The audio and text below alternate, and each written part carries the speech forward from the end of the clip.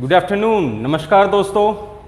मैं आपका नरेंद्र आपके लिए फिर एक क्लास लेकर आया हूँ और आज एक त्यौहार भी है। सभी बच्चों को मेरी तरफ से हैप्पी हरियाली तीज। भगवान करे आप खूब सारा आज एंजॉय करो और खूब सारी चीज़ें खाओ। तीज पहले बच्चों के लिए बहुत बड़ा एक अच्छा ऑप्शन होता था, एक बड़ा त्यौहार होता था, क्योंकि बच्चे तीज से पहले ही झूला झूलना स्टार्ट कर देते थे। हमने भी ऐसे किए हैं, लेकिन आजकल के बच्चों को, बहुत ही कम बच्चों को, मैं गांव में ज़्यादा नहीं जानता कि वहाँ पर झूला भी डलते हैं या नहीं डलते हैं, लेकिन हम लोग गांव में जब थे तो बहुत ज़्यादा उत्साहित रहते थे इस दिन के लिए और काफ़ी दिन पहले ही झूला डाल देते थे पेड़ों पर। बहुत बार चोट भी खाई इसके लिए। ठीक है बेटा, तो अगर आपके पास भी कोई झूला वूला का ऑप्शन है तो थोड़ा सावधान रहना। चलो, आज हमारे सामने एक शख्स और है जिसे मैं थोड़ी देर बाद आप लोगों से मिलवाऊंगा। उससे पहले पढ़ाई, मैंने बोला था मैं क्लासेस अब रेगुलर रखूंगा। क्लासेस रेगुलर रहेंगी तो अच्छा रहेगा, क्योंकि रेगुलरिटी ही बहुत ज़्यादा ज़रूरी है। बहुत सारे बच्चे मेरे पास जो और कहीं पर पढ़ते हैं मैसेज भेजते रहते हैं कि सर ये गलत हो गया, ये गलत हो गया। किसी भी बच्चे को इस तरह का कोई भी डाउट रहता है तो यू आर वेलकम बेटा, राइट। इंसानों से गलतियां हो जाती हैं, इसमें कोई दो राय नहीं है, लेकिन जल्दी से जुड़ जाओ। अच्छा, अरे वाह, व्यूज़ भी आ गए इतनी, वेरी गुड बेटा। जब भी मैं कोई स्टेटस डालता हूं तो उसको अपने स्टेटस पर लगा लिया करो, ताकि दूसरे बच्चों को भी इसके बारे में इन्फॉर्मेशन मिल जाए और वो भी इन क्लासेस का फ़ायदा उठा सकें। आप लोगों के लिए आज एक बारिश वाला दिन भी रहा होगा। अभी बारिश हो रही है, हम भी बारिश में ही आए हैं, लेकिन कुछ नहीं है। मैंने बोला था कि क्लासेस रेगुलर तो रेगुलर, और देखिएगा रेगुलर क्लासेस हैं। त्यौहार है, चलो अच्छी बात है, लेकिन यदि हम सफल हो गए, वास्तव में त्यौहार तो तब हम सेलिब्रेट करेंगे, राइट। अब भी सेलिब्रेट कर रहे हैं, लेकिन जो मज़ा सफलता पाने के बाद है, राइट। चलो बेटा, कुछ दिनों से वर्ड्स के ऊपर काम कर रहा हूं मैं, और इसमें मैं अपनी बेटी की भी हेल्प ले रहा हूं। वर्ड्स को मैंने बोला था मैं सिंपल वर्ड्स नहीं करवाऊंगा। वर्ड्स बहुत ज़्यादा इम्पोर्टेंस रखते हैं। आप जानते हो, जिस इंसान को वोकैबुलरी की नॉलेज होती है, चाहे वो वन वर्ड्स हो, चाहे वो इडियम्स, फ्रेज हो, एंटोनियम्स, सिनोनियम्स हो, तो आप जानते हो, या फ्रेजल वर्ब्स हो, जो इंपॉर्टेंट पार्ट है, इसके बारे में भी हम डिस्कस करेंगे। जैसे एक होता है विक्टिम टू। विक्टिम एक ऐसा नाउन है जिसके साथ टू आएगा। चलो बेटा, ये कह रहा था, किसी बच्चे ने भेजा था। सभी को दोबारा से मैं बोलना चाहूँगा, इन क्लासेस को शेयर और लाइक तो जरूर कर दिया करो भाई। इस चैनल को सब्सक्राइब भी कर डालो, ताकि ज़्यादा से ज़्यादा बच्चे इन क्लासेस का फ़ायदा उठा सकें। चलो आज वोकैबुलरी से रूबरू करते हैं बेटा। वर्ड्स बहुत ज़्यादा ज़रूरी हैं, और जो वर्ड्स मैं करवाता हूँ, आप जानते हो, मोस्टली एग्जाम में 95% तो वही वर्ड्स मिलते हैं। दो चार वर्ड्स के बारे में मैं कुछ कह नहीं सकता कि कहीं से भी आ सकते हैं, लेकिन मोस्टली वोकैबुलरी का हिस्सा वही होता है। हम जो टीचर लोग होते हैं ना, वो आपको ऐसा नहीं पढ़ाएंगे कि आपके एग्जाम में ना मिले। फ़ायदा नहीं है ऐसी बातों का। मैंने अपनी क्लासेस में कभी भी ऐसा नहीं पढ़ाया है कि बच्चों के लिए वो ज़रूरी ना हो। मैंने केवल वो करवाया है जो केवल बच्चों के एग्जाम में मिले। बच्चे चाहते हैं पका पकाया, कट एंड ड्राइड, एक वर्ड है, लिख डालना, पका पकाया होता है। तो मैं ऐसे वर्ड्स, ऐसी ग्रामर, ऐसे टॉपिक्स को ही आपको डिलीवर करता हूं जो आपके एग्जाम में मिल जाएं, जिनसे आप फ़ायदा उठाकर कम से कम। बहुत सारे बच्चे तो ये कहते हैं कि सर, जैसे MTS का पेपर हुआ है, 25 में से 24, 23, बड़ा अच्छा कर पाओगे बेटा आप। रेगुलरिटी ज़रूरी है, रेगुलरिटी के बिना कुछ भी नहीं है। चलो, तो shall we start studying without wasting time. हाँ जी, पिक्चर देखकर लग भी रहा होगा। पहले वाला वर्ड है ऑडियंस। आप जानते हो, जो श्रोता होते हैं, जो सुनने वाले होते हैं, वो होते हैं audience. A group of people who are listening someone. लोगों को, वो समूह जो किसी दूसरे इंसान को सुन रहा है, तो वो कहलाएंगे ऑडियंस। ये जो member of people, number of people listening to a lecture, ऐसा नहीं है कि आपके एग्जाम में यही मिलेगा। लिसनर्स पीपल आर कॉल्ड कैसे भी आ सकता है। A group of people who are listening someone are called कैसे भी आ सकता है। मैं यही तो कह रहा हूं, केवल रट्टे मत मारो, बातों को समझो। बातों को नहीं समझा तो मार खाओगे भाई। रट्टे मारने वाले तो ज़्यादा दिन काम नहीं कर पाएंगे। तो ऑडियंस क्या होते हैं आप जानते हो, जो सुनने वाले होते हैं, those are called audience. A number of people listening to a lecture. अगला देखिए, इसी पर आते हैं, नेक्स्ट पेज यहीं से।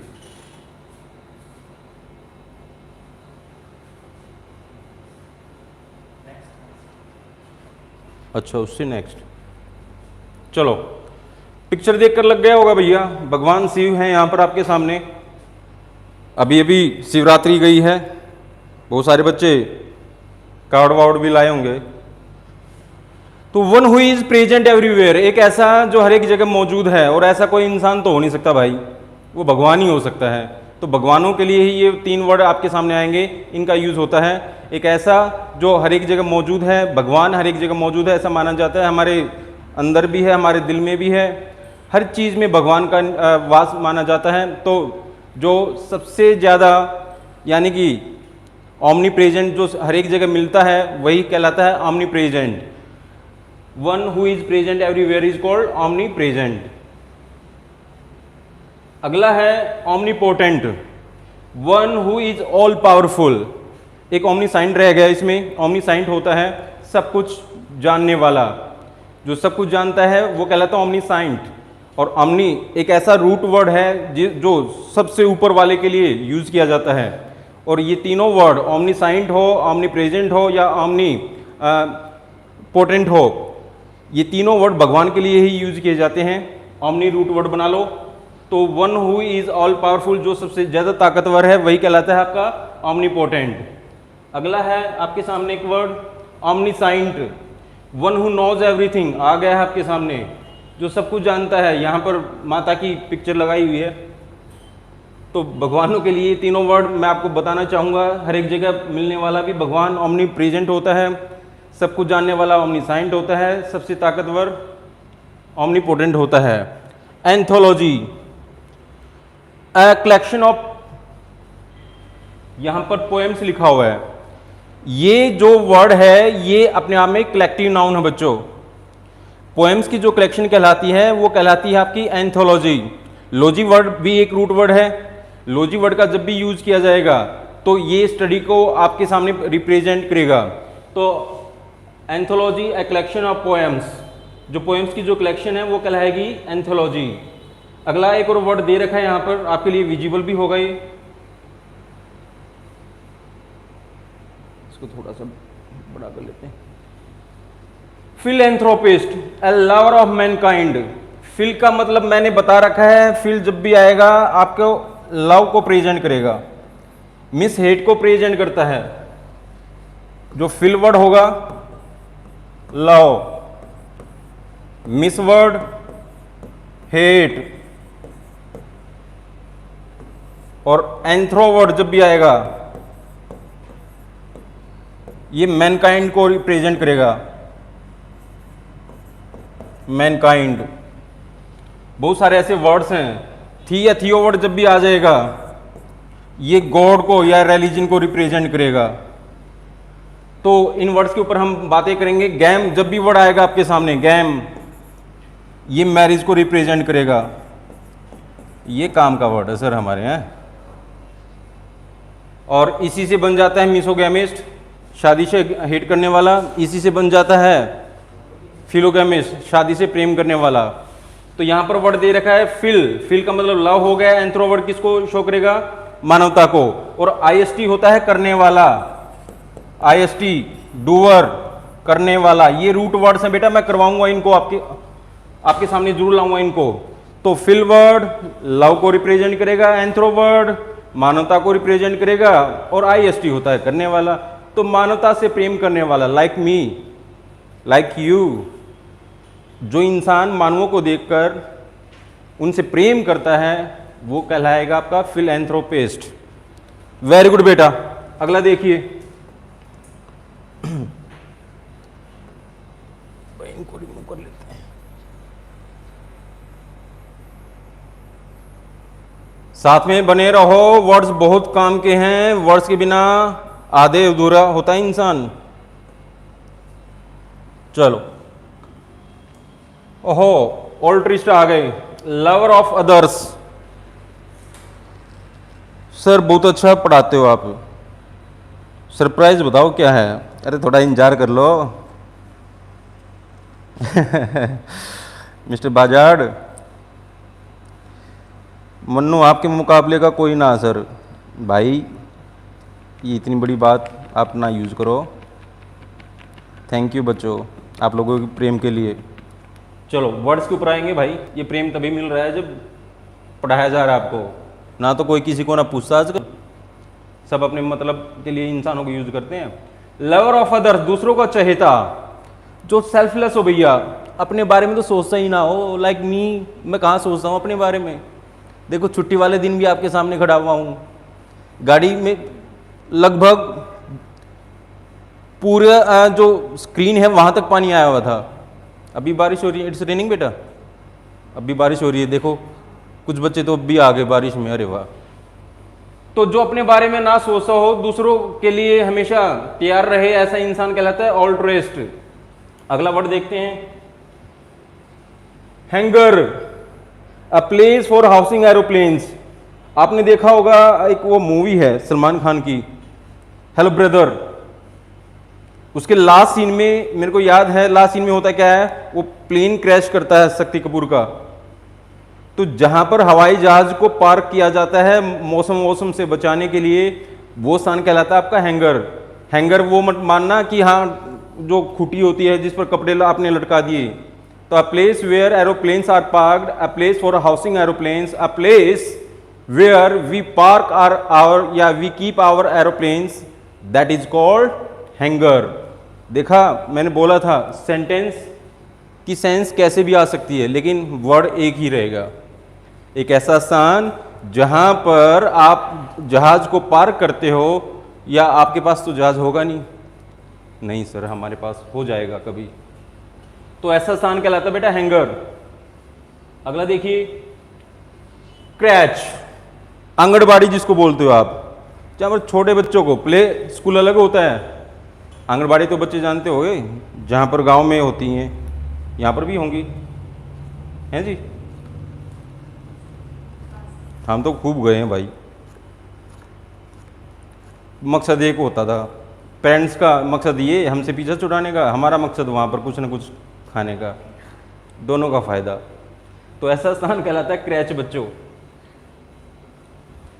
डोरमिट्री, आहा हा, बेड के ऊपर बेड, बेड के ऊपर बेड, बेड के ऊपर बेड। चाइना में ऐसा ही तो है, हॉस्टल्स में ऐसा ही तो है। जहाँ पर जगह की कमी होती है वहाँ पर क्या होता है, कंजेस्टेड एरिया होता है, तो ज़्यादा बेड्स को लगाने के लिए वो बेड के ऊपर बेड तैयार कर देते हैं, ताकि वहाँ पर वे अच्छी तरह से एक से ज़्यादा इंसान सो सकें।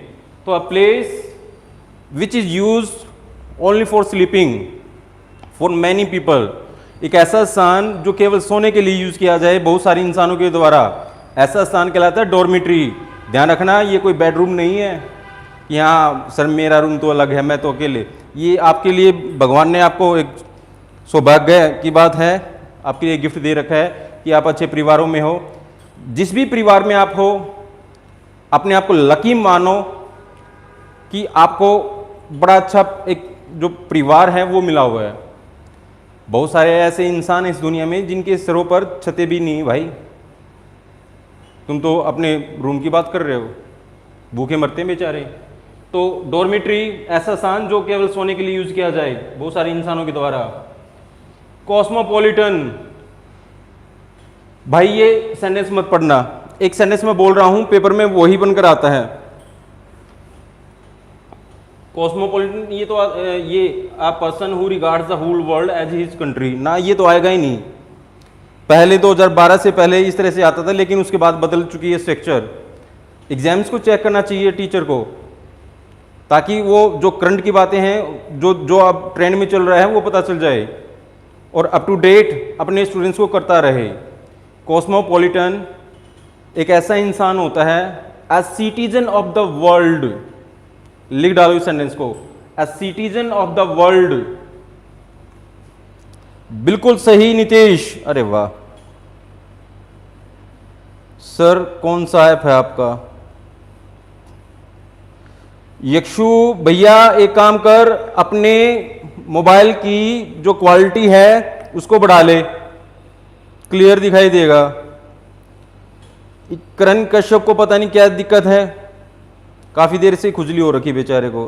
अरे बारिश में नहा लेता है यार। अच्छा, बारिश में नहाना इसी वजह से हुई है। बिल्कुल सही लिखा है Kanika, citizen of the world, पूरी दुनिया को अपना घर मानने वाला इंसान, जिसके लिए देश की जो सीमाएं हैं कोई महत्व नहीं रखती। ऐसे बहुत सारे इंसान हैं जिनके लिए बाउंड्रीज कोई महत्व नहीं रखती। तो जो पूरी दुनिया को अपना घर मानता है, जो पूरी दुनिया का सिटीजन है, वो इंसान ही कहलाएगा आपका कॉस्मोपॉलिटन। ऑप्टिमिस्ट, आशावादी। जब इंसान डिप्रेशन में होता है तो इसका नेगेटिव हो जाता है पेसिमिस्ट। ये आशावादी होता है, वो होता है निराशावादी। आप लोगों ने जाना होगा, बहुत बार आप लोग भी निराशावादी हो जाते हो। बहुत बार ऐसा लगता है, ऐसा फील होता है कि आपका सिलेक्शन तो होगा ही नहीं, सारी दुनिया की नौकरी लग जाएगी, आपका ही सिलेक्शन ना हो, सारी दुनिया को इंग्लिश आ जाएगी, आपको ही इंग्लिश की नॉलेज ना आए। अरे मैं हूं ना, एक ही काम तो आता है, पढ़ाना, राइट? तभी तो आपके सामने खड़ा हुआ हूँ। 5 महीने के बाद ऐसा मत मानो, मेरे को खुद फील हो रहा था कि 5 महीने मैंने क्लासेस नहीं ली कि मैं कुछ भूल गया हूँगा। मेरे कुछ नियर और डियर ने भी बोला है।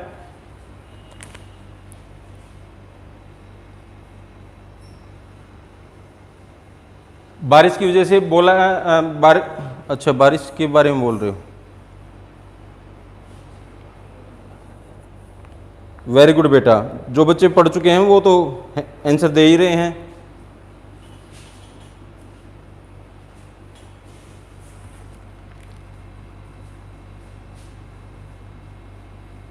चलो आगे फ्री करवा देंगे। तो ऑप्टिमिस्ट होता है आशावादी, आपको आशावादी बने रहना होगा। यदि आप आशावादी नहीं हो तो रैली में आपका सिलेक्शन नहीं होगा। जब भी कोई भी बच्चा आप में से जिसको निराशा महसूस हो रही हो, कोई वैसे डिप्रेशन में जा रहा हो, अपने आप को लगता हो कि मैं अकेला हूं, मेरा इस दुनिया में कोई नहीं है, ऐसा बच्चा मेरे से जरूर बातें करे।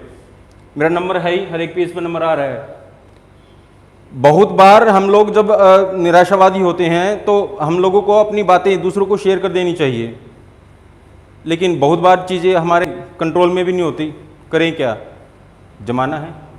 तो अ person who looks on bright side of things, जो हर चीज के अच्छे पहलू को देखता है, ऐसा इंसान कहलाता है आपका ऑप्टिमिस्ट। अगला है पेसिमिस्ट, मैंने बताया था निराशावादी। देखो छाता लेकर ये एक इंसान ऐसा निराशावादी है, इसको लग रहा है कि बारिश तो मेरे को भिगोएगी भिगोएगी। भाई साहब ने छाता उल्टा कर लिया, और दूसरों के छाते क्या हैं, बिल्कुल सेफ हैं, उनको भीगने नहीं देंगे। लेकिन इसने छाता ऐसा कर रखा है, इसको लगता है ये छाता काम का ही नहीं है, भाई साहब ने उल्टा कर दिया। तो ऐसे इंसान निराशावादी कहलाता है।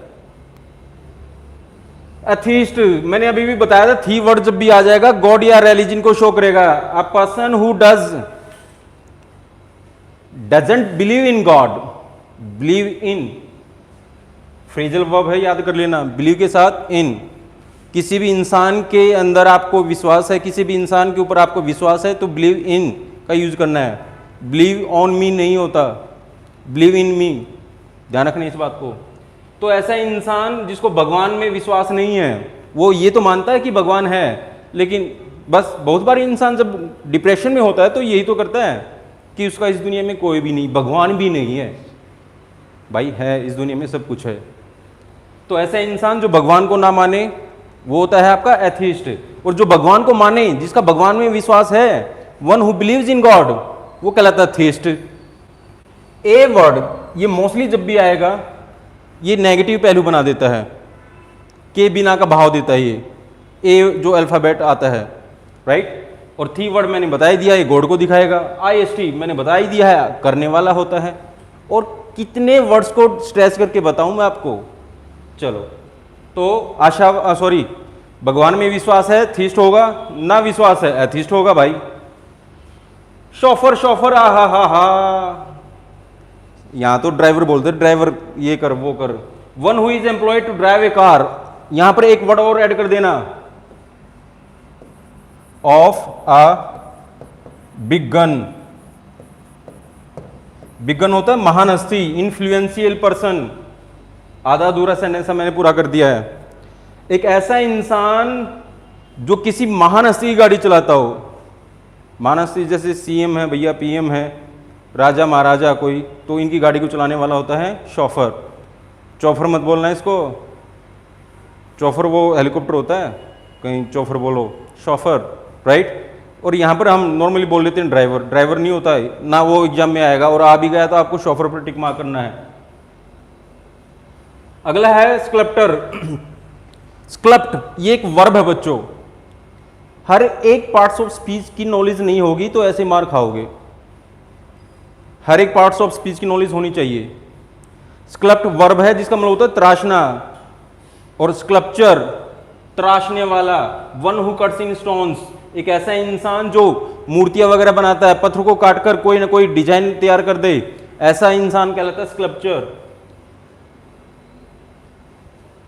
फ्लोरिस्ट फूल, गुलाब का। अरे वाह,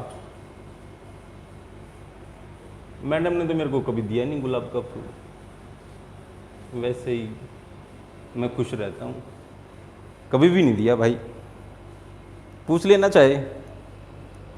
हाँ, Kamal Mahendra sir, I love you, I too love you भाई।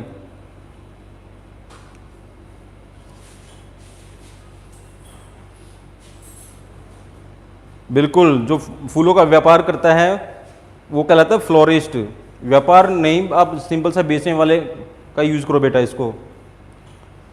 चलो, तो जो फ्लोरिस्ट होता है, फूल बेचने वाला होता है, यहाँ पर एक लड़की खड़ी है सुंदर सी, और वो एक येलो फ्लावर दे रही है दूसरी महिला को। येलो फ्लावर होता है फ्रेंडशिप के लिए होता है बेटा, पता ही नहीं? हाँ सर आपको पता हो, येलो फ्लावर होता है, दिया आपने कभी? फ्रेंडशिप के लिए होता है। वाइट, वाइट शांति के लिए होता है शायद। मैडम ने तो ना तो मेरे को गुलाब का फूल दिया। ब्लैक के लिए, ब्लैक, अच्छा ब्लैक ब्रेकअप के लिए। ओ माय गॉड, जा जी ले सिमरन अपनी जिंदगी है, जब बोलना हो तो ब्लैक फ्लावर। और दूसरा हाँ रेड फ्लावर तो फॉर लव। चलो बेटा, फ्लोरिस्ट। वैसे ऐसे इंसान जब जहां पर खड़े हुए हों तो वहां पर ज्यादा भीड़ रहती है, और मैं कुछ नहीं ज्यादा कह रहा। फास्टिडियस बच्चे ऐसे ही तो होते हैं, देखो पिक्चर में, मैं नहीं खाऊंगा। बहुत ज्यादा मीन मेक निकालने वाला, जिसको फसी भी हम बोलते हैं। वन हु मेक्स फस, जो नखरेबाज ज्यादा होता है, जो बहुत सारी चीजों में मीन मेक ज्यादा निकालता हो, वो कहलाता है fastidious. One who is very selective in one taste, जिसका टेस्ट यार सबसे अलग हो, पता नहीं इसको क्या चाहिए। आपने देखा होगा महिलाओं को किसी शॉप पर जाती हैं कपड़े वपड़े खरीदने, भाई साहब पूरे के पूरे शोरूम के जितने भी कपड़े हैं सबको वहां पर डलवा लेती हैं, और बाद में बोलती हैं दुकानदार को, तेरे पास क्या है, कुछ ना ले रहा थे। बेचारा खून का घुट पी कर रह जाता है। तो ऐसा इंसान फास्टिडियस कहलाता है। हाँ बॉयज हैं, सिंपल जाते हैं अपना अच्छा शर्ट, उनको जाते ही बस कलर वलर से मतलब ना है, भाई ठीक लग रही है ना, बस एक बार आईने के सामने 5-7 मिनट में ले भाई ये पेटीएम कर दिया है। ऐसे होते हैं बॉयज। तो गर्ल्स थोड़ा सा ध्यान दो बेटा, राइट? अरे रुक जा, चलो। तो ज्यादा मीन मेक निकालने वाला फास्टिडियस होता है। Curator, a person in charge of museum, वो एक हॉलीवुड मूवी भी है, उसकी 2-3 पार्ट्स हैं, वो क्यूरेटर होता है, अब नाम याद नहीं आ रहा। तो जो म्यूजियम की देखभाल करता है वो कहलाता है क्यूरेटर। एक ऐसा इंसान जो म्यूजियम का ध्यान रखे, म्यूजियम की देखभाल करे, वो इंसान कहलाएगा क्यूरेटर बेटा। ऑटोक्रेसी, ऑटो तानाशाही। हिटलर क्या था? तानाशाह था। भाई साहब बहुत सारे तानाशाह लोग होते हैं, ऑटोक्रेट जिनको कहा जाता है। उनकी मान ली तो ठीक है, ना मानी तो चल भाई। तो ऐसे बहुत सारे राजा महाराजा हुए हैं जिन्होंने अपनी चलवाई है बिल्कुल। बस मेरी सुनो, जो मैं कह रहा हूँ वैसे ही होगा, वही कहलाती है क्रेसी। जब भी वर्ड आएगा, आर्की वर्ड जब भी आएगा, ये शासन करने को रिलेट करेगा बेटा। ऑटो, जब भी ऑटो वर्ड आएगा, ये हमेशा, या मोनो वर्ड आ गया, ये हमेशा वन को रिप्रेजेंट करेंगे, ध्यान रखना, वन को। बाय वर्ड जब भी आ गया, ये हमेशा टू को रिप्रेजेंट करेगा बेटा। पोली वर्ड जब भी आ गया, पोली, ये हमेशा मैनी को रिप्रेजेंट करेगा। एक इंसान की सरकार है ऑटोक्रेसी या मोनार्की जिसको हम कहते हैं, मोनार्की दूसरा वर्ड दे रहा हूं सिनोनिम इसका। दो इंसानों की सरकार है बायक्रेसी हो जाएगा, और बहुत सारे इंसानों की सरकार है पोलीक्रेसी हो जाएगा। रूट वर्ड्स आपकी बहुत ज़्यादा हेल्प करेंगे, बहुत ज़्यादा हेल्प करेंगे वर्ड्स को बनाने में, समझने में, ध्यान रखना इस बात का। तो जो तानाशाही सरकार होती है ऑटोक्रेसी होता है बेटा। हो मर्डर ऑफ वन सेल्फ, खुद की हत्या कर लेना। बहुत सारे इंसान डिप्रेशन में आकर मरने की सोचते हैं, जिनको ये लगता है कि उनका कुछ भी ना हो आगे, बिल्कुल पेसिमिस्ट हो जाते हैं, वो निराशावादी हो जाते हैं, और खुद की हत्या करना। बहुत बार इंसान सोचता है कि वो सुसाइड कर ले, लेकिन एक बात मैं ज़रूर कहूँगा, किसी इंसान के जाने से किसी का भी कुछ नहीं बिगड़ेगा। कहीं आप ये सोच रहे हो मैंने ऐसा कर लिया तो इसका ये बिगड़ जाएगा, किसी को पछतावा ना है। इस दुनिया में हर एक अच्छे से अच्छे ऑप्शन है। आप इस दुनिया से चले जाओगे तो बेस्ट ऑप्शन मिलेगा दूसरों को, ध्यान रखना। Homicide, murder of a man, किसी इंसान की, देखो रोड पर एक इंसान लेटा हुआ है और इसकी किसी ने हत्या कर दी है, कोई कर गया होगा, पुलिस वाला यहाँ पर इंस्पेक्शन के लिए आया हुआ है, तो होमो वर्ड से बना हुआ है, साइड का मतलब होता है मारना। जब भी किसी को मारने का भाव निकलेगा तो साइड वर्ड आएगा बच्चों।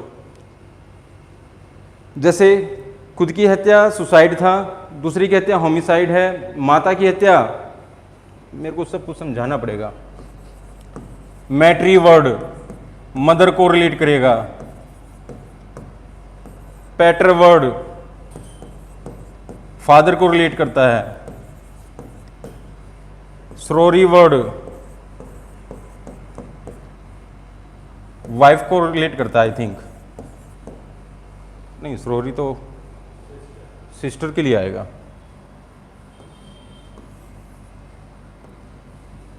सिस्टर के लिए है बेटा ये। घरवाली की हत्या क्या होता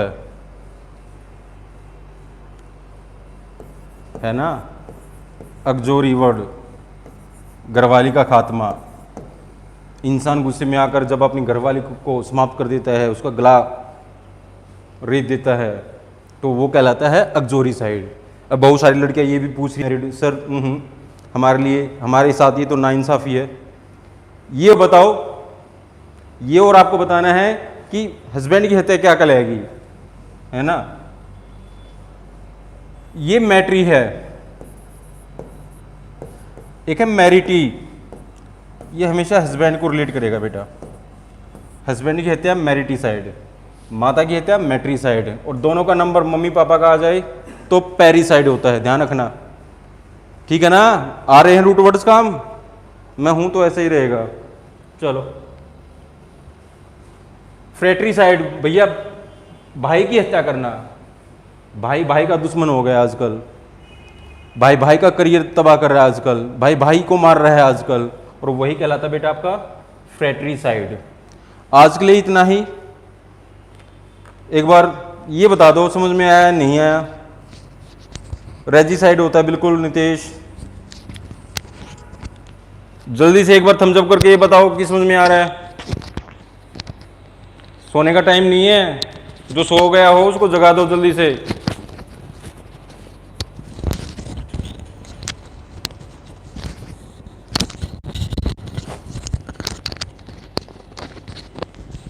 चलो। चलो मैं तुम्हें तुम्हारी जो अभिलाषा है, इच्छा है, उसको जरूर पूरा करूँगा भाई।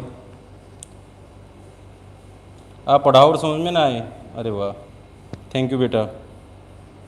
इन क्लासेस को लाइक और शेयर भी कर दिया करो और करवा दिया करो, ताकि हमारा हौसला बढ़ता रहे। चलो अब मैं ये माइक किसी को और हैंड ओवर कर रहा हूँ, ठीक है। चलो ये अपने बारे में खुद बताएंगी, मैं क्यों बताऊँ भाई, मेरे बारे में किसी ने थोड़ी बताया था। लीजिए ma'am.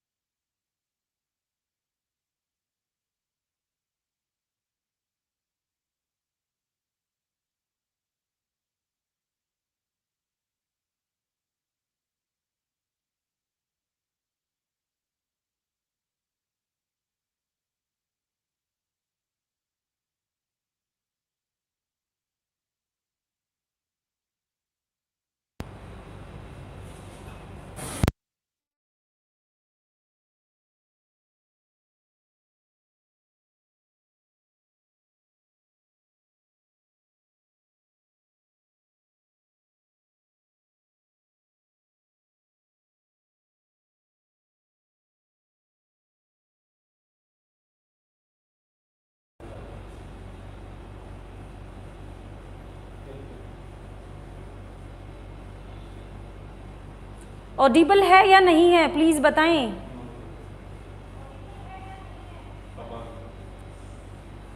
Sir please clear it, next add कर। सो स्टूडेंट्स थोड़ा सा अटेंशन दें प्लीज। ओके दोबारा से। A very good evening to all of you. I am Suman, as sir has told you and introduce me. बिना ही मेरे यहाँ खड़े हुए सर ने बता दिया था। तो आज मेरी आवाज़ ना थोड़ा पहले मैं बता रही हूँ, कहीं सोचो मैम की आवाज़ इतनी भयानक है, तो मेरी आवाज़ थोड़ी सी हार्श है। Harsh I am writing here ना, इसके लिए एक वर्ड भी है special, COARSE। I think I am writing correct. और एक अनदर वर्ड भी है COURSE। होमोफोन्स हैं, बोथ ऑफ होमोफोन्स हैं। सो इसका मतलब होता है हार्श आवाज़ थोड़ी सी, क्योंकि वायरल चल रहा है, मैं भी इफेक्टेड हो गई हूँ, तो इसी रीज़न से थोड़ी सी आवाज़ मेरी भारी लग रही होगी आपको। तो ये मत सोचना इतनी भयानक आवाज़ वाली है मैम, मेरी आवाज़ इतनी भी बुरी नहीं है। सो मैं आपको थोड़ा सा एक जो है क्लियर करना चाहती हूँ, जो मेन मैं यहाँ पे आई हूँ आपको बताने के लिए। जैसे कि सर ने बताया कि वोकैबुलरी डेली नहीं कराते हैं सर वोकैब, लेकिन आज जो एग्ज़ाम्स चल रहे हैं, जैसे अभी पीछे MTS का एग्ज़ाम हुआ था, एक मेरे नॉन दे के आए हैं, उन्होंने मुझे बताया कि MTS का जो एग्ज़ाम था उसमें 7 to 8 जो है वोकैब के वर्ड्स आए हुए थे। तो बच्चों देखो, हर एक बुक, आप कोई भी बुक देखते हो ना, उसमें मोस्ट कॉमनली वही वर्ड्स होते हैं 90%। 10% वर्ड जो है चेंज होते रहते हैं, और वो भी वो ऐड हो जाते हैं जो प्रीवियस एग्जाम्स में होते हैं। तो मैं सिर्फ देखो, बहुत सारे बच्चे यहाँ पे ऐसे हैं जो डेली बेसिस पे जो करेंगे, डेली बेसिस पे वोकैबुलरी करते हैं। और वो कौन सी वोकैब करते हैं, जो द हिंदू में आती है, द ट्रिब्यून में आती है, और वही जो है वोकैबुलरी जो एग्जामिनर जो होते हैं सेटअप करते हैं ना, जो एग्जाम क्वेश्चन पेपर्स को, वो वही अप टू डेट करते रहते हैं। ऐसा नहीं है जो 10 साल पहले कोई वर्ड आया था वही उठा के दे देंगे। वर्ड्स तो वही हैं जो हमारी डिक्शनरी में है, वही वर्ड हैं, लेकिन उनके सिनोनिम, उनके एंटोनिम वो चेंज करके जो दे देते हैं। तो मैं डेली बेसिस पे क्लासेस नहीं ले पाऊंगी, लेकिन एवरी सैटरडे, हर एक सैटरडे डेली भी होगी। ये मत सोचना कि मैंने पहले ही कमिटमेंट कर दिया कि डेली नहीं होगी क्लास डेली भी होगी, बट अभी कुछ दिनों के लिए, क्योंकि मैं थोड़ा बिजी हूँ, थोड़ा सा बिजी हूँ। क्योंकि मैंने अभी रिसेंटली एक स्कूल ज्वाइन कर लिया है और बच्चों के हाफ ईयरली एग्जाम होने वाले हैं, तो ऐसे बीच में नहीं छोड़ सकते, डिसीव नहीं कर सकते किसी को। तो जो है सैटरडे को जो है मैं डेली जो मंडे से लेके मंडे, देखो संडे को तो जो ये आते ही नहीं है आर्टिकल्स वगैरह द हिंदू में, बट कोई भी इंपॉर्टेंट वर्ड अगर उसमें से होगा तो फिर भी मैं लिख रही हूँ यहाँ पे मंडे से लेके और सैटरडे तक की जितनी भी न्यू वर्ड्स या फिर वोकैबुलरी होगी वो सैटरडे इवनिंग में आपको क्लास मिलेगी। और मैं कोशिश करूँगी कि विद पिक्चर, ताकि जो एक्चुअली हमारे माइंड पे ना जो पिक्चर्स का बहुत ज़्यादा प्रभाव होता है, इसीलिए आजकल ना आपको पिक्चर्स साथ में दिखाई देती है, क्योंकि वो ना हमारे माइंड पे, जैसे छोटे बच्चे होते हैं ना, उनकी कोई भी बुक आपने देखी होगी मोस्टली बुक में पिक्चर्स साथ में होती हैं। रीज़न यही है ताकि जो है ना पिक्चर हमारे माइंड पर जो है छप जाती हैं। और मैं आपको जो वोकैबुलरी कराऊंगी वो मैं आपको एक सिलेबस की तरह कराऊंगी। देखो ये क्या है, सिलेबस जो ना हमारा पूरा 1 ईयर का, पूरे साल का एक बार ही क्या होता है जो है पहले ही हमें मिल जाता है कि हमने जनवरी में कराना, फरवरी, मार्च, पूरे साल का हाफ ईयरली में इतना चलेगा, पूरे मंथली में इतना चलेगा, बाकी के आधे साल में। उसका रीज़न पता है क्या होता है बच्चों? क्योंकि उसको एक सिस्टमेटिक तरीके से बच्चे को पढ़ाया जाता है और बच्चा पूरे साल उसको भूलता नहीं है। तो ऐसे ही एवरी सैटरडे आपकी वोकैबुलरी की क्लास रहेगी और उसके बाद एक क्विक रिवीजन होगा और आपका टेस्ट भी होगा। तो जो बच्चे डेली वोकैबुलरी करते हैं उनके लिए बेनिफिट क्या होगा, उनका तो रिवीजन हो जाएगा बहुत अच्छे से, और जो बच्चे किसी भी रीज़न से नहीं कर पाते हैं डेली, उनकी तो क्लास चलेगी अच्छे से। अब एक और मैं क्वेश्चन आपसे पूछना चाहती हूँ, प्लीज़ मुझे रिप्लाई करें अभी कि current affairs, students who are preparing for, most of the students are here, मुझे पता है वही हैं जो गवर्नमेंट जॉब की तैयारी कर रहे हैं। So my first question is that कि स्टूडेंट्स हु आर इंटरेस्टेड कि हमारी करंट अफेयर्स की भी क्लास चले, तो एवरी संडे, मैंने जैसे पहले ही मैंने आपको ये जो है इन्फॉर्म किया है अर्लियर बिफोर फ्यू मिनट्स कि मैं डेली बेसिस पे क्लासेस नहीं ले पाऊंगी कुछ दिनों के लिए, not regular, just for some time I am telling you. So Sunday को डेली जो एवरी संडे जो है वीकली करंट अफेयर्स की जो है क्लासेस रहेंगी। Weekly means starting from Monday to Sunday पूरा जो वीक का जितना भी आपका जो है एक वीक का करंट अफेयर्स होगा, उसके साथ ही एक क्विक रिवीजन और साथ साथ आपका टेस्ट भी होगा। तो वो चीज़ जब आपको कराई जाएगी यहीं पे आपको लर्न करा दी जाएगी, अच्छी तरह से उसको समझ में आ जाएगा। तो अगर आप इंटरेस्टेड हो कि हमारी करंट अफेयर्स की भी क्लास लगे तो प्लीज़ मुझे थोड़ा सा आप अपना कमेंट करके या फिर जो आपकी जो फीलिंग है, इच्छा है जो आपके मन में है, आप बता सकते हो। और अगर आप ये कह रहे हैं कि नहीं मैम हमें तो वोकैबुलरी ही पढ़नी है, तो मैं आपको दोनों दिन सिर्फ वोकैब ही कराऊंगी। एक चीज़ और है, some students are just asking again and again, कुछ एक बच्चे हैं, ज़्यादा नहीं हैं, कि मैम हमें इंग्लिश लिटरेचर भी पढ़ना है, इंग्लिश लिटरेचर। तो students I am telling you English literature, if number of students are here, अगर नंबर ऑफ स्टूडेंट्स हैं तो देखो आपकी क्लास बिल्कुल लाइव रहेगी, मैं आपको डेली कराऊंगी, चाहे उसके लिए मुझे कैसे भी टाइम निकालना पड़े इंग्लिश लिटरेचर के लिए। और जो आपको नोट्स मिलेंगे ना, वो आपको आपके ऑब्जेक्टिव नोट्स मिलेंगे प्लस डिस्क्रिप्टिव भी नोट मिलेंगे, वो हर एक एग्ज़ाम में आपकी हेल्प करेंगे। तो अगर इंग्लिश लिटरेचर किसी को पढ़नी है तो मुझे बता दीजिए। अगर नंबर ऑफ, देखो आपको कोर्स तो डेफिनेटली मिलेगा, चाहे 2 बच्चे हैं चाहे इवन एक ही स्टूडेंट क्यों नहीं है, लेकिन अगर नंबर ऑफ स्टूडेंट है तो उसके अकॉर्डिंग तो मैं थोड़ा सा अपना टाइम मैनेज करके और मैं आपको डेली जो है क्लास दे दिया करूँगी, ठीक है। तो ये 2-3 बातें जो मैंने आपसे पूछी हैं इनके लिए प्लीज़ मुझे रिप्लाई करें, क्योंकि मैं स्पेशल आज आपसे बात करने के लिए ही आई हूँ। मैं सर ने कई बार बोला कि मैंने बच्चों को बोला है आपसे मिलना चाहते हैं, तो देखो बेटा मैं यही आपको बोल रही हूँ, अगर आपको वोकैबुलरी की दोनों दिन क्लास चाहिए तो मुझे वो बताइए, और अगर आप कह रहे हैं कि हमें करंट अफेयर्स की भी पढ़नी है तो वो भी मुझे बता दीजिए। अब आपका एक टॉपिक चला हुआ था पार्ट्स ऑफ स्पीच, अब थोड़ा सा पढ़ाई की तरफ आते हैं। अगर मेरी स्पीड ज़्यादा हो तो प्लीज़ मुझे बता दीजिए। अब आज के बारे में मैंने पहले ही बताया है, आज रीज़न क्या है। तो बेटा सर आपको करा रहे हैं पार्ट्स ऑफ स्पीच, जितने भी स्टूडेंट्स जुड़े हुए हैं या फिर बाद में क्लास देखेंगे, parts of speech I think सभी को ये पता भी है। देखो starting from according to me third class से लेके और हमारी 8th क्लास तक जो है ग्रामर चलती है, उसके बाद ग्रामर का यूज शुरू हो जाता है, ग्रामर के टॉपिक खत्म हो जाते हैं। रीज़न यही है कि कॉम्पिटिटिव एग्जाम जो हमारा 12th लेवल का एग्जाम है ना, आफ्टर 12th तक आते आते ना बच्चों की ग्रामर वीक हो जाती है। रीज़न सिर्फ यही है क्योंकि ग्रामर का जो है ना 12th तक आते थे ग्रामर का यूज़ वो वाला नहीं रहता, आपको बार बार नहीं कराए जाएंगे नाउन क्या है, प्रोनाउन क्या है, ये चीज़ें नहीं कराई जाती बार बार। उसमें क्या है, उसका यूज़ शुरू हो जाता है, क्योंकि ना जो हमारा एग्जामिनेशन सिस्टम है या फिर जो हमारा कोर्स है ना, उसमें जो है यही प्रिस्क्राइब है कि बच्चों ने जो पढ़ा है 8th क्लास तक उसको अब 12th क्लास तक पूछो डिस्क्रिप्टिव वे में, चाहे हमारा नोटिस राइटिंग है, लेटर राइटिंग है, ईमेल राइटिंग है, आर्टिकल राइटिंग है, कुछ भी है, तो क्या होता है बच्चों का टच खत्म हो जाता है। ऐसा नहीं है आपने कुछ पढ़ा नहीं है, चीज़ें वही हैं।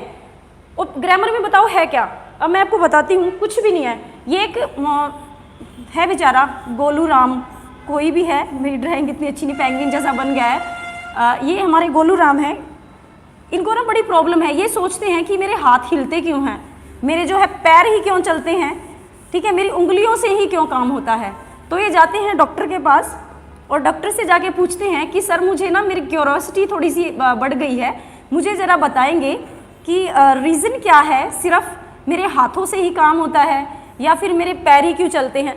तो डॉक्टर साहब उनको कहते हैं कि प्रॉब्लम कोई नहीं है, आपको सिर्फ अपने पार्ट्स के जो पार्ट्स ऑफ बॉडी है ना उनके बारे में पता करना ज़रूरी है कि पार्ट्स ऑफ बॉडी हैं कितने हैं, और क्या सेंस ऑर्गन है, क्या काम करते हैं क्या नहीं। तो हमारे बॉडी में तो बहुत सारे पार्ट्स हैं, अब उसको तो पूरा टाइम लगेगा सुनने में या फिर समझने में उन चीज़ों को, बट जो हमारे इंग्लिश लैंग्वेज में है वो लिमिटेड पार्ट्स ऑफ स्पीच हैं, सर ने कराए भी हैं, 8 पार्ट्स ऑफ स्पीच सर ने कराए हैं।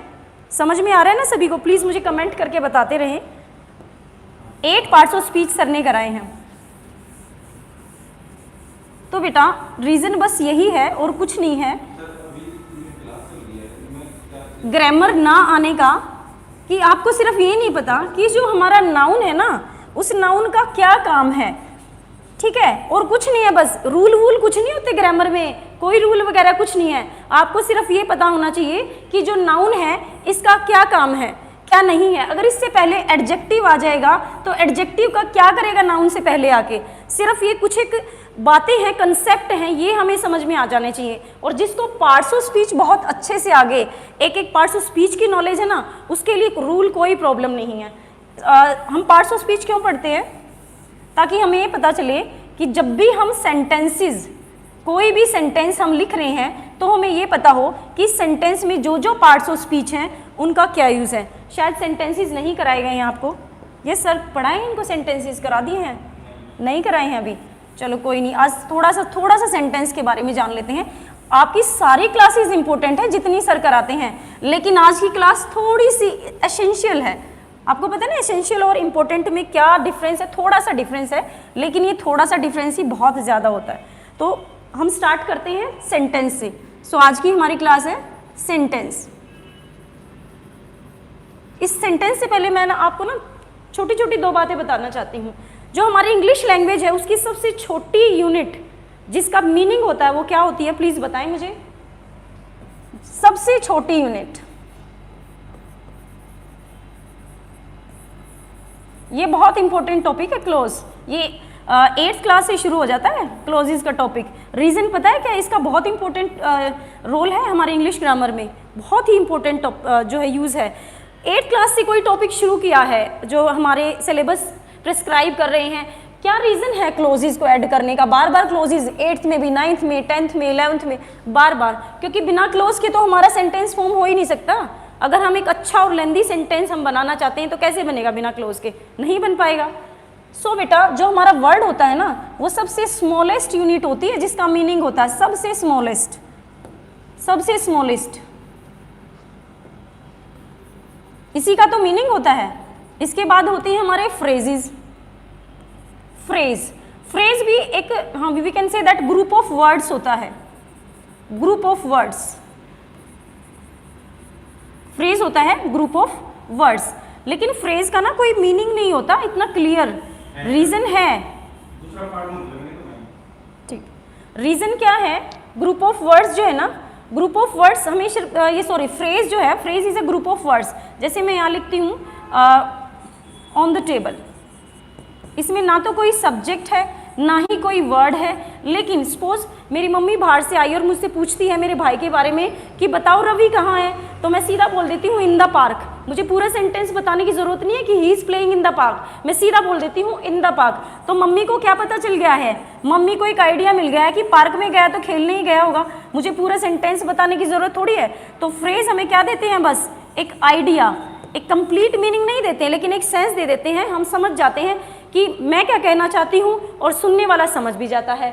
और जो क्लोज होते हैं हमारे, क्लोज जो है हमारे डिपेंडेंट होते हैं, इंडिपेंडेंट होते हैं, और इन्हीं से मिलके बनता है हमारा सेंटेंस। क्लोज के ऊपर बहुत अच्छी और बहुत बढ़िया वाली क्लास में एक दिन आपकी कराऊंगी, बहुत अच्छे से समझ में आएगा, मुझे इस चीज़ का पूरा विश्वास है। क्योंकि मैंने अपने जो बाकी स्कूल में बच्चों को कराया ना, वो भी कहते थे मैम हमें क्लोज नहीं आता, क्लोज नहीं आता, लेकिन अब उनको बहुत अच्छे से क्लोज ही समझ में आया सबसे पहले। चलो वी सेंटेंस,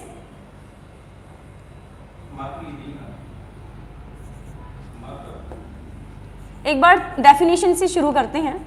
डेफिनेशन सभी को पता है, डेफिनेशन सेंटेंस की, sentence is a group of words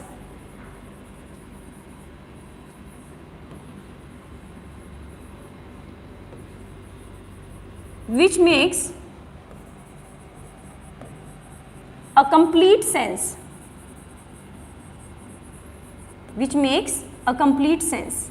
A subject must have a sentence must should be, should होना चाहिए, बिल्कुल ज़रूरी है, सब्जेक्ट, वर्ब और ऑब्जेक्ट। थोड़ा सा मैं फर्स्ट टाइम इस टाइप का ये बोर्ड यूज़ कर रही हूँ, थोड़ी सी प्रॉब्लम है, नेक्स्ट टाइम नहीं होगी, मैं प्रैक्टिस कर लूँगी बहुत अच्छे से। ओके ओके, सब्जेक्ट, वर्ब और object. I am writing here one sentence.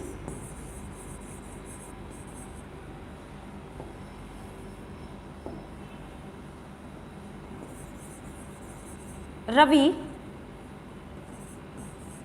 goes to school. Full stop. Ravi is here subject, goes is here verb and that is object.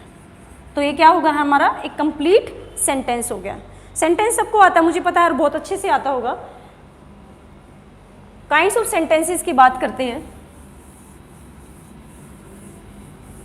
देखो बेटा, आपको काइंड्स ऑफ सेंटेंसेस आने चाहिए। Reason क्या है kinds of sentences आने का? अगर मैं आपको कहूँ कि एक्सक्लामेटरी सेंटेंस है, उसका वॉइस नहीं बनेगा, सिर पकड़ के बैठ जाओगे, एक्सक्लामेटरी क्या आ गया, क्यों नहीं बनेगा इसका वॉइस, रीज़न क्या है? तो इसका रीज़न मैं आपको बताती हूँ। आपको सबसे पहले काइंड्स ऑफ सेंटेंसेस पता होने चाहिए अच्छे से। Kinds of sentences,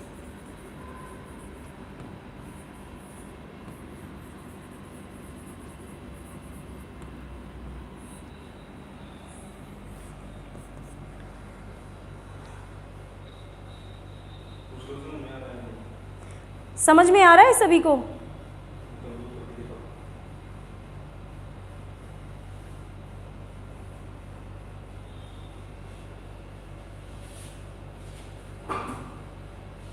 Narendra sir भी यही हैं, पहले नरेंद्र सर की क्लास थी।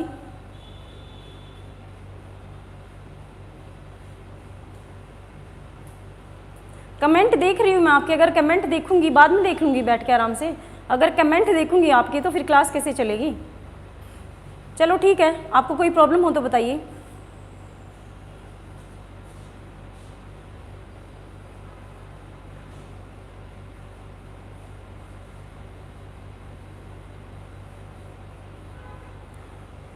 काइंड्स ऑफ सेंटेंसेस करते हैं। There are 5 kinds of sentences. First, assertive, assertive sentence. Second, interrogative.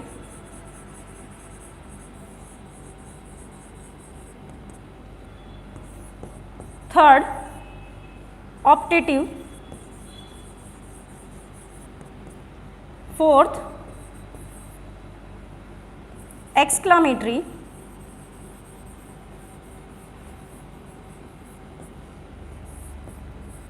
Five, imperative।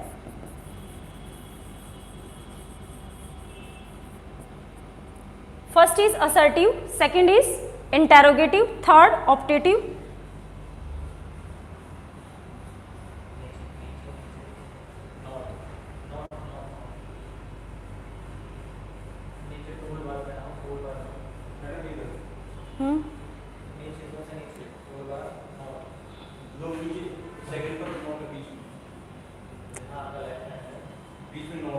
अच्छा नोट दिस वन, ठीक है।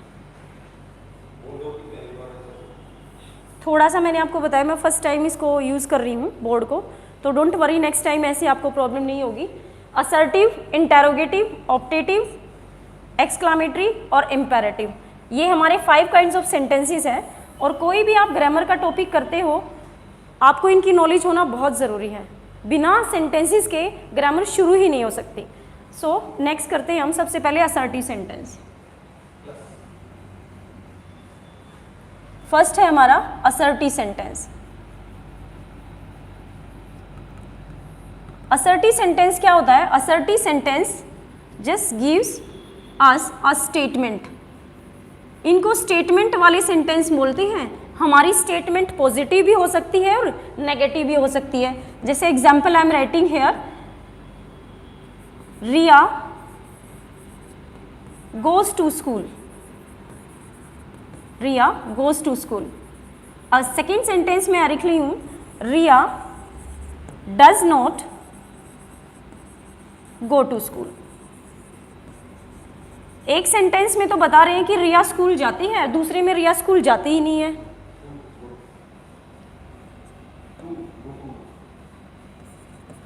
Riya does not go to school. So यहाँ पे ये सेंटेंस क्या है हमारा? पॉजिटिव है, और ये सेंटेंस हमारा क्या है? नेगेटिव है। तो असर्टिव सेंटेंस हमें दो तरह की स्टेटमेंट देता है, फर्स्ट पॉजिटिव और सेकंड नेगेटिव। अब इन्हीं के जो है नाम बता दिए हैं दोनों सेंटेंसेस के। फर्स्ट अफर्मेटिव और सेकंड नेगेटिव। तो कौन कौन सी स्टेटमेंट देता है असर्टिव सेंटेंस? एक तो पॉजिटिव स्टेटमेंट और एक नेगेटिव स्टेटमेंट। तो मुझे बताएं कितने काइंड ऑफ सेंटेंसेस हो गए हैं? फर्स्ट ये है बेटा असर्टिव, बट इसके दो काइंड है, अफर्मेटिव और नेगेटिव। और जब हम टेंस करते हैं ना, वॉइस करते हैं, नरेशन करते हैं, उस टाइम बैठ जाते हैं सोचने कि अफर्मेटिव कहाँ से आ गया और नेगेटिव कहाँ से आ गया। ये असर्टिव के ही सब काइंड हैं। असर्टिव टोटल हमारे 5 काइंड्स ऑफ सेंटेंसेस हैं, और उनमें फर्स्ट हमारा क्या है? असर्टिव। और असर्टिव के ही सब काइंड है, अफर्मेटिव और नेगेटिव। अफर्मेटिव हमें पॉजिटिव स्टेटमेंट देता है, और नेगेटिव जो है हमें नोट वाली, नोट और नो वाली स्टेटमेंट देता है। ओके स्टूडेंट्स, नेक्स्ट काइंड पे आते हैं।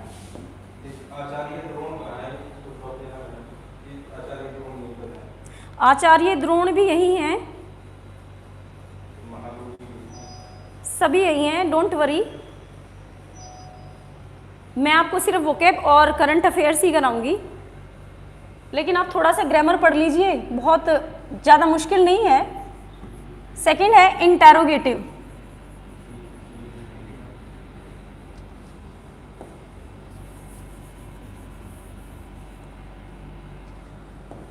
Interrogative sentence.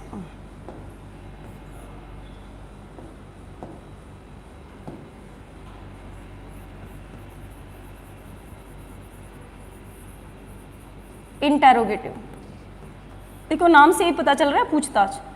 कोई भी वर्ब होती है ना बच्चों, उसमें अगर हम ION ऐड कर देते हैं, IVE ऐड कर देते हैं, तो उनका मीनिंग चेंज हो जाता है। और एक वर्ड यहाँ पे मैं लिख रही हूँ इंटेरोगेट। इंटेरोगेट का मतलब ही क्या होता है? पूछताछ करना होता है। और जब हम इसमें ION ऐड कर देते हैं, इंटेरोगेशन, तो ये क्या बन जाता है? नाउन बन जाएगा। क्या बन जाएगा? नाउन। और जब हम इसमें IVE ऐड कर देंगे तो क्या बन जाएगा? एडजेक्टिव बन जाएगा। तो इंटेरोगेटिव, इसका मतलब ही क्या है? Ask question.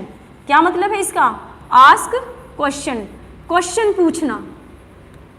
Interrogation means ask question, question पूछना इसका मतलब होता है। तो क्वेश्चन भी देखो हमारे दो तरह से पूछे जाते हैं। इंटेरोगेटिव में दो तरह से क्वेश्चन पूछे जाएंगे, एक तो हेल्पिंग हमारे ऑक्सिलरी वर्ब से, एक हमारे WH प्रोनाउन से। दो तरह से क्वेश्चन पूछे जाएंगे। जैसे मैं यहाँ पे लिख रही हूँ फॉर एग्जाम्पल, एक तो है हमारा ऑक्सिलरी वर्ब प्लस हमारा subject plus verb plus other words. एक हमारा हो जाएगा WH auxiliary verb subject plus other word. जैसे मैं यहाँ लिखती हूँ is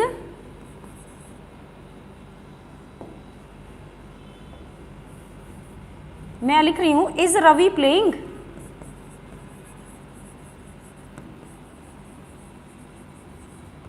is Ravi playing football, क्या रवि फुटबॉल खेल रहा है।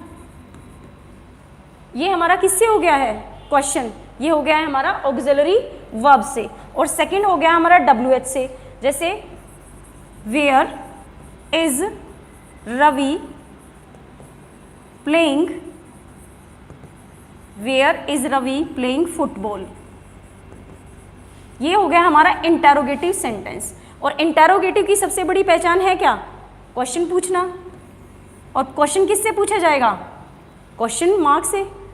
क्वेश्चन जब हम पूछेंगे तो हमें पीछे क्या लगाना होता है, सबसे बड़ी बात क्वेश्चन मार्क। तो ये किसकी पहचान है, इंटेरोगेटिव सेंटेंस की।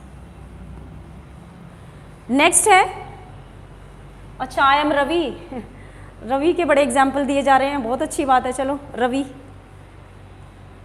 लिटरेचर भी करवा दीजिए, बिल्कुल लिटरेचर और आपका जो है वोकेबलरी और करंट अफेयर्स ही कराई जाएगी। आचार्य द्रोण यही है, आप कहीं तो आचार्य द्रोण को ही बोले बाकी का टॉपिक कराने के लिए।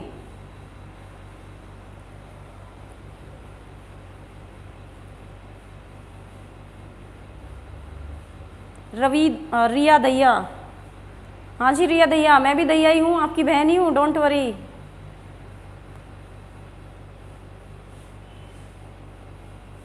आज नरेंद्र सर कहाँ हैं, दीक्षा सैनी, आप लेट हो गए हैं, थोड़ा सा पीछे जाके देखिए, नरेंद्र सर क्लास ले चुके हैं।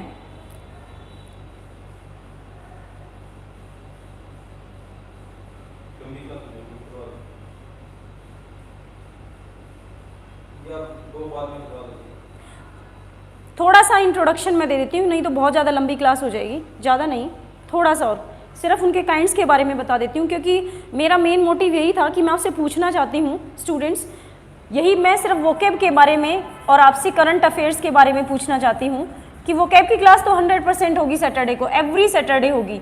सिर्फ करंट अफेयर्स के बारे में पूछना है कि अगर आप चाहोगे तो हर संडे होगा, नहीं कहोगे तो कोई प्रॉब्लम नहीं, क्योंकि मोस्टली स्टूडेंट्स करते हैं करंट अफेयर्स, सिर्फ एक रिविज़न हो जाएगा यहाँ से। और वोकेबलरी आपकी बिल्कुल न्यू वर्ड्स होंगे जो बिल्कुल डेली न्यूज़पेपर में आते हैं, बिल्कुल न्यू वर्ड्स। न्यू वर्ड्स देखो मैं आसमान से तो उतार के लाऊंगी नहीं, वर्ड्स तो वही हैं बिल्कुल। In new words in the sense कि जो डेली आते हैं, डेली न्यूज़पेपर में आते हैं, डेली करंट की न्यूज़ में आते हैं, वो new words. So next interrogative हो गया है हमारा, थोड़ी सी नॉलेज ले लो, थोड़ा सा हिंट, थोड़ी सी डेफिनेशन सिर्फ बाकी के काइंड्स के बारे में। एक हमारा है इम्पेरेटिव, थर्ड इम्पेरेटिव, और फोर्थ है हमारा ऑप्टेटिव। सिर्फ इनकी डेफिनेशन बता रही हूँ, नेक्स्ट टाइम फिर कभी करवाते हैं। फिफ्थ है एक्सक्लामेटरी।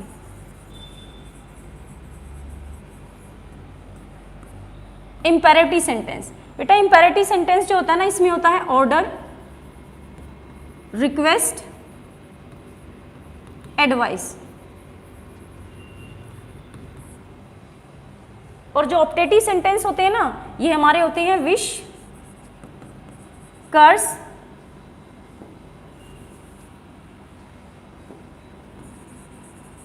बून। किसी के बारे में अच्छा बोलते हो, बुरा बोलते हो, बहुत अच्छा बोलते हो। अब ये जो है एक्सक्लामेटरी सेंटेंस, ये हमारी सडन फीलिंग होती है एकदम से। अब सपोज करो भारी सर्दी है बिल्कुल जनवरी और दिसंबर के एंड की, और आप बिल्कुल कंबल ओढ़े सो रहे हो और कोई आपका कंबल उतार के ठंडा ठंडा पानी मुंह पे डाल दे, तो कैसे लगेगा, जैसे किसी आतंकवादी ने अटैक कर दिया हो, यही लगेगा ना बिल्कुल आपको।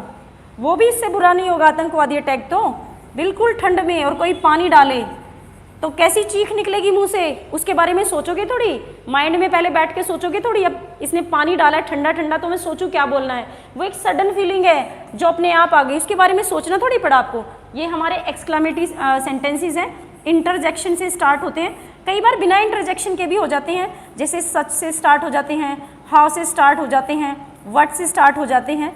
थोड़ा सा डीप में इनके बारे में हम बाद में पढ़ेंगे। आप सभी से मिलकर बहुत अच्छा लगा, जितने भी स्टूडेंट्स से जुड़े हुए हैं। और बच्चों थोड़ा सा और मैं अपने बारे में आपको बताना चाहती हूँ, मैं पोस्ट ग्रेजुएट हूँ इंग्लिश लिटरेचर से, इंग्लिश लिटरेचर पोस्ट ग्रेजुएट। कई बार एचटेट सीटेट क्लियर किया है मैंने, बहुत बार, और अब तो ऐसा हो गया है, बिना पढ़े भी देने जाती हूँ तब भी क्लियर हो जाता है स्टेट सीटेट, तो इतनी आदत हो गई है। सो स्टूडेंट्स, किसी को भी किसी टॉपिक में इंग्लिश लिटरेचर में प्रॉब्लम है, ग्रामर में कोई भी प्रॉब्लम है, मैं खुद एक रेपुटेटेड सोनीपत के स्कूल में टीजीटी इंग्लिश हूँ, वहाँ पे भी as a teacher of English हूँ, वहाँ पे भी बच्चों को इंग्लिश ही पढ़ा रही हूँ बिल्कुल। सो स्टूडेंट्स, यहाँ पे आपको वोकेबलरी की क्लास मैं लूँगी, इंग्लिश के टॉपिक नरेंद्र सर कराया करेंगे, और आपकी वोकेबलरी की क्लास एवरी सैटरडे होगी, और संडे को रिवीजन हो जाएगा, और थोड़े दिनों बाद, कुछ दिनों बाद, आफ्टर 2 वीक्स 3 वीक्स, ये रेगुलर बेसिस पे होगी, starting from Monday to Sunday, बिल्कुल 7 डेज क्लास चलेगी, कोई छुट्टी नहीं। और कोशिश रहेगी क्लासेस इवनिंग में होगी, ताकि बच्चे थोड़ा सा अपनी कोचिंग वगैरह अगर कोई ले भी रहे हो कहीं पे, तो फ्री होके आओ, आराम से रेस्ट करो, और उसके बाद आराम से बैठ के क्लासेस देखो।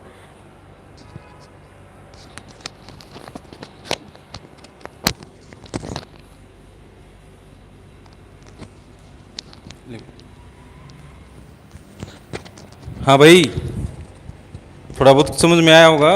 आज ही मैडम की पहली क्लास थी। एक वो लिख रहा था, आचार्य द्रोण का है, तुम्हारे दिल में हूँ मैं, ठीक है। चलो, थोड़ा सा मैडम की राइटिंग में समस्या थी, क्योंकि पहली बार बोर्ड का यूज़ कर रही थी, और जैसे आप लोगों को पता ही है, एक कह रहे थे कि सर दोनों इंग्लिश पढ़ाओगे, दोनों इंग्लिश के टीचर। भाई दिक्कत क्या है, इंग्लिश वाले के पास इंग्लिश वाले ही तो चाहिए, इंग्लिश वाले को हिंदी वाले थोड़ी चाहिए, क्यों? ऑल इन वन लिख रहा है सर, वो क्यों छोड़ा? भाई टाइम की डिमांड थी, टाइम की डिमांड कह रही थी कि छोड़ दो बस, भाई भाई भी तो अलग होते हैं, क्या दिक्कत होती है इसमें? आज भी उनका रिगार्ड है, उनका सम्मान वही है, मैं किसी के बारे में कभी गलत नहीं बोलता। आज जो हूँ उनकी वजह से ही हूँ, पढ़ाऊँगा मैं ही, क्यों? सेंटेंसेस के बारे में आपको पता ही होगा। फिर उसके बाद मैम ने बताया था फ्रेज क्या होता है, शब्दों का वो समूह जिसका अपने आप में कोई मतलब हो, जिसका ना कोई सब्जेक्ट हो ना ऑब्जेक्ट हो, वो होता है फ्रेज। आगे बात समझ में, जिसका ना सब्जेक्ट हो ना ऑब्जेक्ट हो, फिर भी शब्दों का समूह जिसका मतलब हो, वो कहलाता है फ्रेज। उसके बाद बताया था आप लोगों को इंटेरोगेटिव, जिस सेंटेंस में हेल्पिंग वर्ब पहले है सब्जेक्ट बाद में है, पर्सन वाला जो सेंटेंस होता है वो कहलाता है इंटेरोगेटिव। हेल्पिंग वर्ब पहले सब्जेक्ट बाद में, वो कहलाएगा इंटेरोगेटिव। फिर दूसरा बताया था असर्टिव, असर्टिव का मतलब होता है उत्तर वाला, चाहे उत्तर हाँ में है चाहे उत्तर ना में है। उत्तर हाँ में है तो उसको अफर्मेटिव बोलते हैं, उत्तर ना में है उसको नेगेटिव बोलते हैं, क्यों? तो ये जो और सेंटेंसेस है, इम्पेरेटिव रह गया।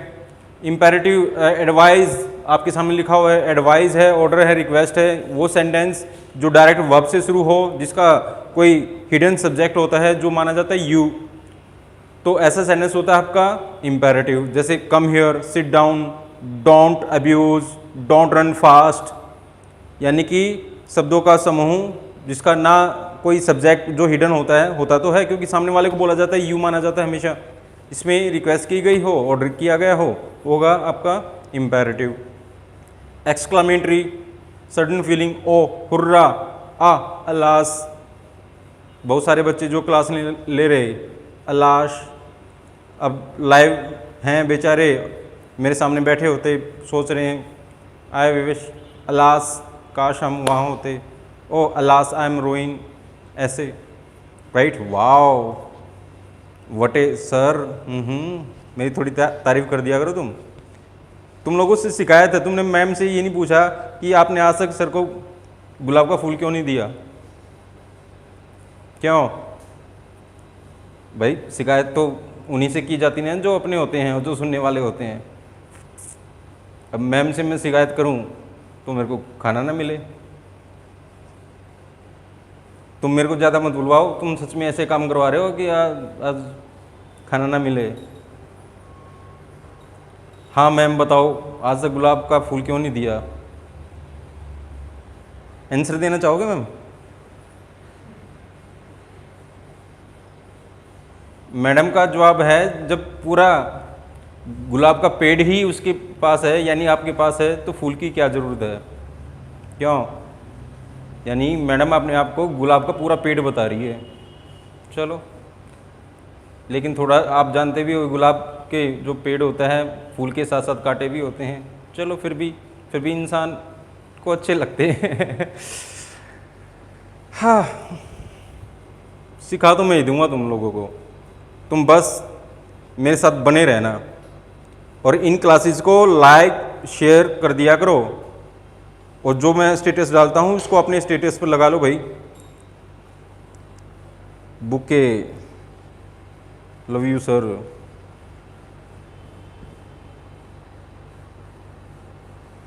ज्योति लिख रही, मैडम तो बहुत ज़्यादा सुथरी ले रहे हो जी आप।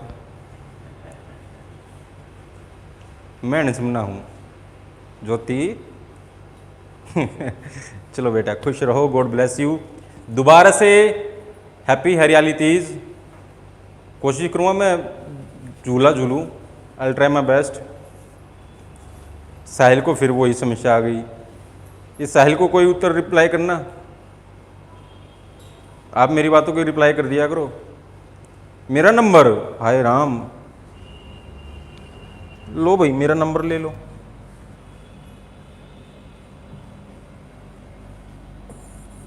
इस पर मैसेज करना व्हाट्सएप पर, अपना नाम लिखकर मैं सेव कर लूँगा, ताकि आगे जो भी आपको इन्फॉर्मेशन देनी हो मेरे को स्टेटस से पता चलती रहे। या मैसेंजर पर आप कर सकते हो, या इंस्टाग्राम पर भी है मेरी आईडी।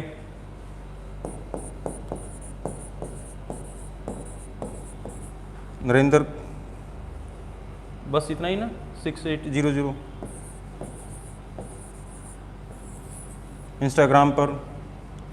फेसबुक पर है नरेंद्र कुमार के नाम से। अब जल्द ही मेरा भी चैनल स्टार्ट हो जाएगा, फिर आपको चैनल को ढूंढने में दिक्कत नहीं आएगी। तब तक आप इसी चैनल पर बने रहो, ठीक है बेटा।